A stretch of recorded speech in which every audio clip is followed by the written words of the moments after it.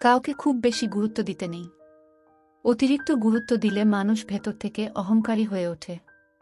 ততটুকুই গুরুত্ব দেওয়া উচিত যতটুকু সে ডিজার্ভ করে। যার প্রাপ্য যতটুকু তাকে ততটুকুই দেওয়া উচিত। অতিরিক্ত কোনো কিছুই ভালো না।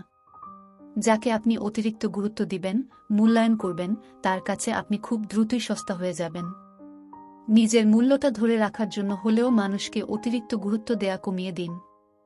যে 1 আনা পাবার যোগ্যতা রাখে, তাকে যদি আপনি 16 আনা দিতে যান, তাহলে ওই মানুষটা আপনাকে 1 আনার মূল্যও দিতে পারবে না, বরং আপনাকে আরও মূল্যহীন ভাবতে শুরু করবে। মানুষের ধর্মই হল যোগ্যতার চেয়ে বেশি পেয়ে গেলে মূল্য দিতে জানে না। কাউকে অতিরিক্ত মূল্য দিয়ে তার কাছে নিজেকে মূল্যহীন করাটা বোকামি। যে আপনাকে যতটা মূল্য দিবে, গুরুত্ব দিবে, তাকে ঠিক ততটুকুই মূল্য কিংবা গুরুত্ব দেওয়া উচিত। অতিরিক্ত মূল্য দিয়ে কারো কাছে নিজেকে ছোট করবেন না।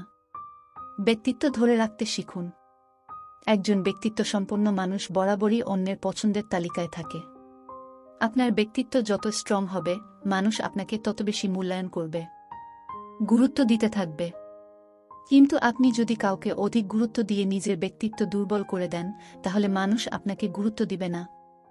টাকা পয়সা কিংবা বাড়ি গাড়ি আপনি আজ হারালেও কাল হয়তো আবার সবকিছু পেয়ে যাবেন, কিন্তু ব্যক্তিত্ব একবার হারিয়ে ফেললে তা আপনি কখনই ফেরত পাবেন না।